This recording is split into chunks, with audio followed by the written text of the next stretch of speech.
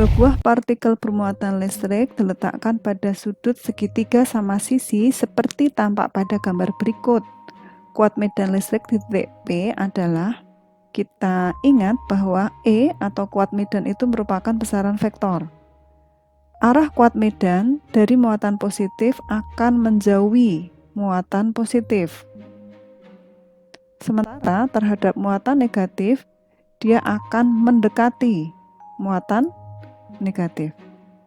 Nah, pada persoalan ini titik P dipengaruhi oleh dua muatan Q dan Q. Taruhlah ini misalnya Q1, ini Q2, besarnya sama.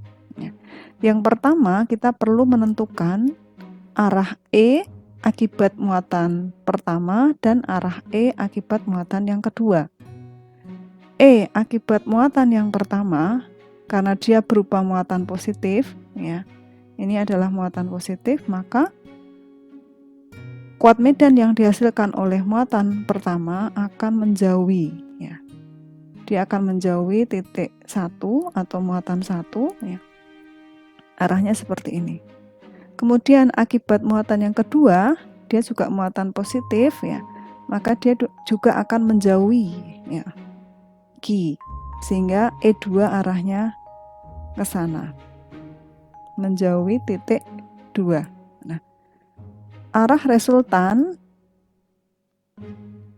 E di titik P adalah ke sana, ya. Ini adalah E di titik P, sehingga E di titik P itu merupakan resultan vektor dari E1 ditambah E2. Antara E1 dan E2 membentuk sudut theta. Sudut theta ini sama dengan sudut yang berseberangan yang ada di sini, di mana ini karena berupa segitiga sama sisi, maka sudut yang dibentuk adalah 60 derajat. Kita bisa menghitung besarnya E di titik P dengan penjumlahan vektor, dua vektor dengan sudut 60 derajat, yaitu E1 kuadrat ditambah E2 kuadrat ditambah 2 E1 E2 kosinus 60 derajat diakarkan. Nah, karena E1 dan E2 dari muatan yang besarnya sama, maka otomatis E1 itu akan sama dengan E2, yaitu E misalnya. Kita tuliskan E1 kuadrat adalah E kuadrat ditambah E2 kuadrat juga besarnya E kuadrat ditambah 2 kali E kosinus 60 derajat adalah setengah. Ya, ini bisa kita sederhanakan, otomatis ini juga E kali E sama dengan E kuadrat, sehingga kalau kita jumlahkan ada E kuadrat tambah E kuadrat ditambah E kuadrat. Nah, ini sama dengan akar dari 3 kali E kuadrat. Nah, akar dari E kuadrat itu adalah E, ya, maka hasilnya E akar 3. Nah, sekarang kita hitung besarnya E, ya, yaitu K Q per R kuadrat. Kita masukkan nilainya K Q per R kuadrat akar 3, sehingga besar kuat medan di titik P ini adalah yang D. Soal berikutnya, suatu awan memiliki potensial listrik 2 kali 10 pangkat 7 volt terhadap bumi. Ketika terjadi kilat antara awan dan bumi, suatu muatan listrik sebesar 40 kolom dilepaskan. Banyak energi yang hilang pada peristiwa tersebut adalah, ini adalah energi pada muatan listrik. E sama dengan Q, ya, kali dengan V, ya. Sehingga besarnya energi sama dengan Q-nya, di sini diketahui Q adalah 40 kolom, kemudian V-nya adalah 2 kali 10 pangkat 7 volt. Kita tinggal masukkan nilainya. 40 dikalikan dengan 2 kali 10 pangkat 7, ya. 40 kali 2 80, kali 10 pangkat 7 sama dengan 8 ya, kali 10 pangkat 8 Joule. Sehingga jawabannya adalah yang C. Soal berikutnya, sebuah piringan baja berbentuk silinder pejal bermasa 20 kg digunakan sebagai penyetabil putaran mesin pada mesin pemotong kertas sebagaimana gambar berikut. Momen inersia dari piringan baja tersebut adalah momen inersia untuk bentuk silinder pejal I itu sama dengan setengah mr kuadrat. Di sini yang diketahui adalah massa, M-nya adalah 50 kg, kemudian R-nya, jari-jarinya adalah 30 cm. 30 cm jadikan meter sama dengan 0,3 meter. Nah, kemudian kita tinggal masukkan nilainya. I untuk silinder pejal adalah setengah mr kuadrat sama dengan setengah kali 50 kali 0,3 itu 3 kali 10 pangkat min 1 dikuadratkan sama dengan 50 dibagi 2 25, 3 kuadrat 9 kali 10 pangkat min 2, sehingga hasilnya adalah 25 dikalikan 9/100. Ini bisa kita sederhanakan, 25 dibagi 100 4 ya. Hasilnya 9 dibagi 4 sama dengan 2,25 kg meter pangkat 2. Sehingga momen inersia dari piringan baja tersebut adalah yang D, 2,25 kg meter kuadrat. Seutas kawat memiliki hambatan 2 ohm dibentuk menjadi satu kawat melingkar. Kawat lain AB memiliki hambatan 1 ohm dihubungkan pada kawat melingkar sebagaimana ditunjukkan pada gambar berikut. Besar hambatan antar titik C dan D adalah hambatan AB dinyatakan sebesar 1 ohm. Kemudian kawat melingkar ini dihubungkan dengan kawat hambatan AB, sehingga jika dia dihubungkan seperti ini, maka panjang kawat AB yang melingkar tadi menjadi setengah kali panjang semulanya.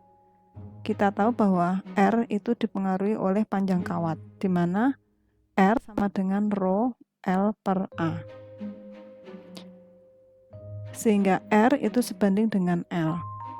Jika mula-mula R1 kemudian R2 itu adalah kawat yang sudah dipotong menjadi 2, ini L1 per L2, di mana L2 itu sama dengan setengah kali L1, maka R1 per R2 sama dengan L1 dibagi setengah L1. Ini bisa kita sederhanakan sehingga kita bisa tahu R2 setelah dipotong itu sama dengan setengah dari R1. Karena R1-nya adalah 2 ohm, maka R2-nya sama dengan setengah kali 2, yaitu 1 ohm ya. Sehingga hambatan kawat di atas ini 1 ohm, kemudian yang di sini juga 1 ohm. Ini sebenarnya mirip dengan gambar seperti ini ya. Jadi kawat melingkar dan kawat lurus ini menjadi 3 hambatan yang diparalelkan, di mana ini misalnya ini adalah R1 1 ohm ya. Kemudian ini R2 1 ohm, kemudian R3 juga 1 ohm.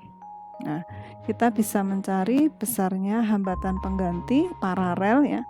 1/R paralel sama dengan 1/R1 tambah 1/R2 ditambah 1/R3. Berarti 1 tambah 1 tambah 1 sama dengan 3. Ingat di sini masih 1/, ya. Sehingga kita cari R paralelnya sama dengan 1/3. 1 dibagi 3 sama dengan 0,33 ohm. Sehingga jawabannya adalah yang A. Soal berikutnya, sebuah elektron terjebak dalam ruangan yang terdapat medan listrik seperti gambar berikut.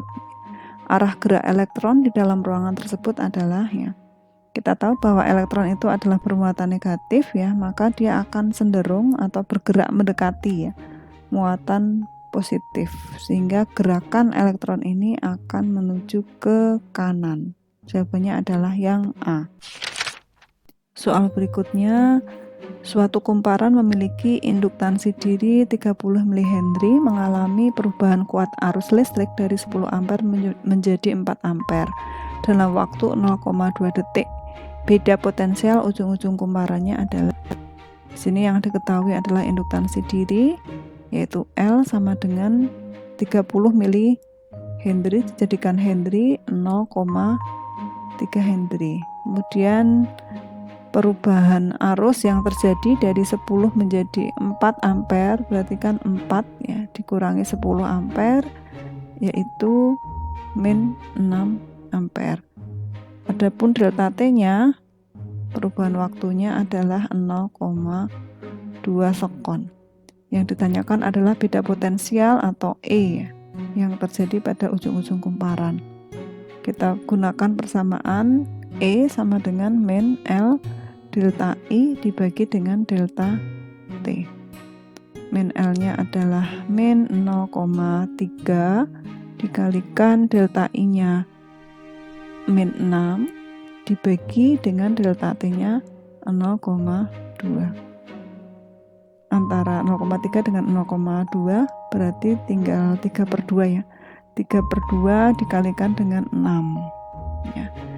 Ini 1, di sini adalah 3. 3 kali 3 sama dengan 9 volt. Sehingga beda potensial pada ujung-ujung kumparannya adalah yang D, 9 volt. Soal berikutnya, sebuah kawat lurus dialiri arus listrik. Berikutnya, sebuah kawat lurus dialiri arus listrik sehingga sekitarnya timbul medan magnet. Grafik kuat medan listrik suatu titik di sekitar kawat terhadap jarak dari kawat ditunjukkan pada grafik, ya.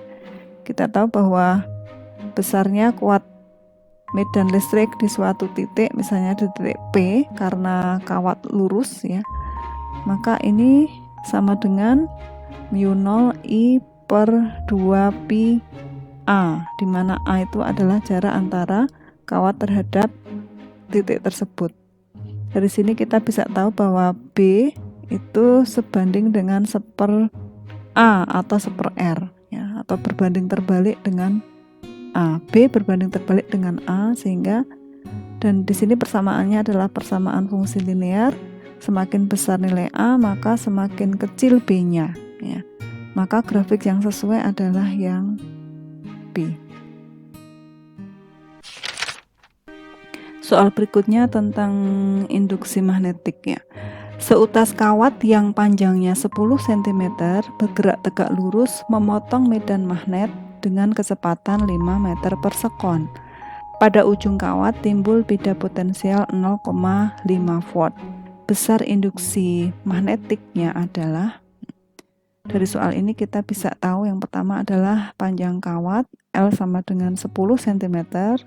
Kita jadikan meter sama dengan 0,1 meter. Kemudian kecepatannya adalah 5 meter per sekon, dan beda potensial yang ditimbulkan atau E sama dengan 0,5 volt. Yang ditanyakan adalah besar induksi magnet, ya, sama dengan berapa. Kita bisa menggunakan persamaan GGL induksi, di mana E sama dengan BL kali V kali sin theta. Karena kawat panjang ini bergerak memotong tegak lurus, maka sin theta-nya adalah 90 derajat, ya. Di mana sin 90 derajat itu sama dengan 1, sehingga E sama dengan BLV kali 1.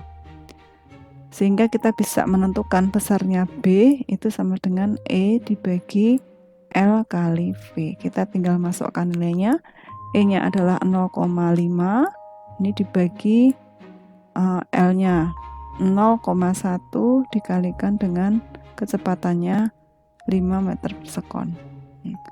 0,5 dibagi 0,1 sama dengan 5 dibagi 5, hasilnya 1 satuannya Tesla, sehingga besar induksi magnetiknya yang dihasilkan adalah C.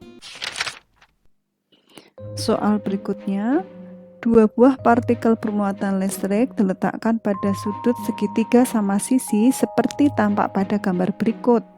Kuat medan listrik di titik P adalah, kita ingat bahwa E atau kuat medan itu merupakan besaran vektor.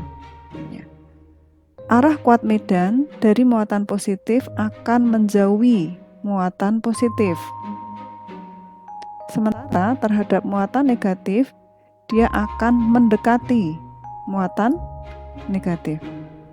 Nah, pada persoalan ini titik P dipengaruhi oleh dua muatan Q dan Q. Taruhlah ini misalnya Q1, ini Q2, besarnya sama.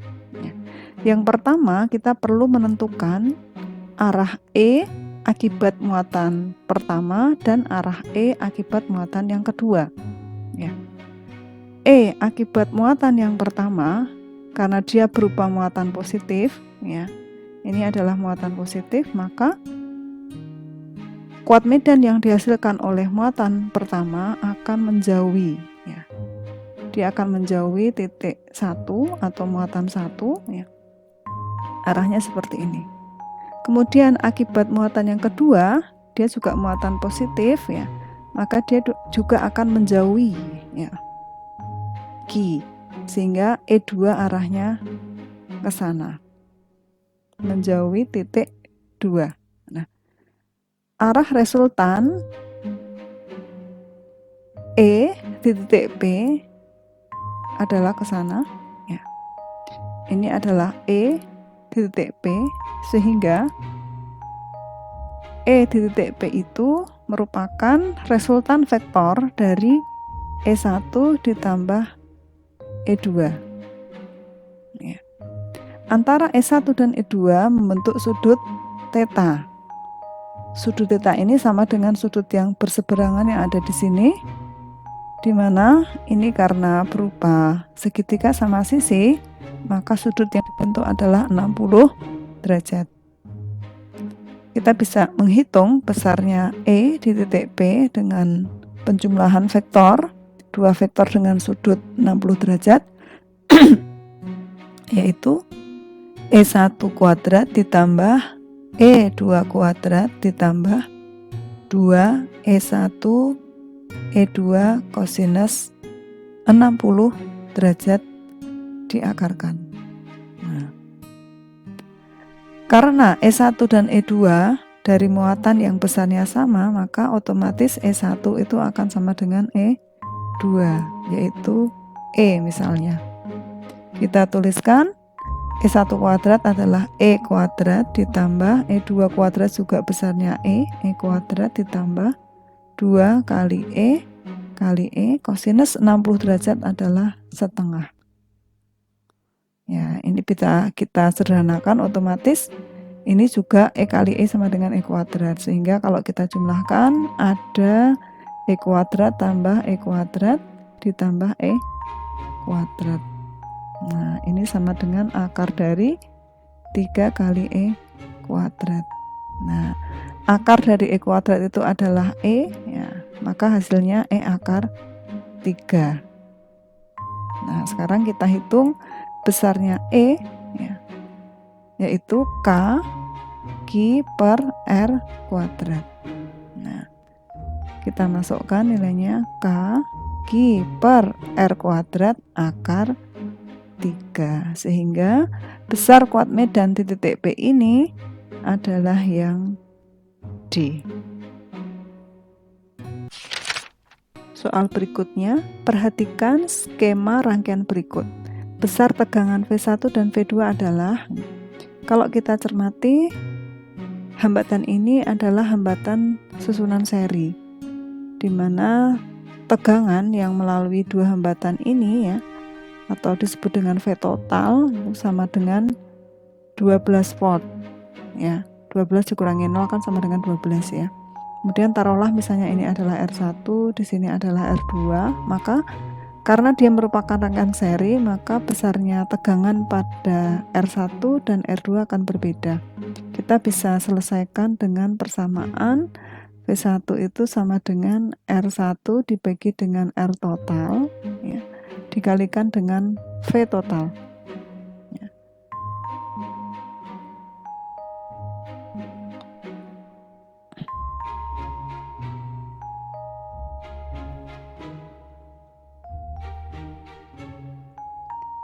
V total. Kita masukkan nilainya. R1-nya adalah 100 ya. Kemudian R totalnya 300 ditambah 100. Ingat ini merupakan rangkaian seri, kemudian V totalnya adalah 12 ya. Sehingga 100 dibagi 400 dikalikan dengan 12 ya. Sama dengan ini ya. Ini coret-coret tinggal 3 ya, 3 volt. Nah, kemudian untuk V2 kita bisa menghitung dengan cara yang sama, yaitu V2 sama dengan R2 dibagi R total dikalikan dengan V total. Kita tinggal masukkan nilainya. R2 nya adalah 300, R totalnya 400 dikalikan dengan 12 ya. Ini 1, di sini 3 kali 3 sama dengan 9 volt ya. Sehingga V1-nya adalah 3 volt dan V2-nya adalah 9 volt. Jawabannya adalah A.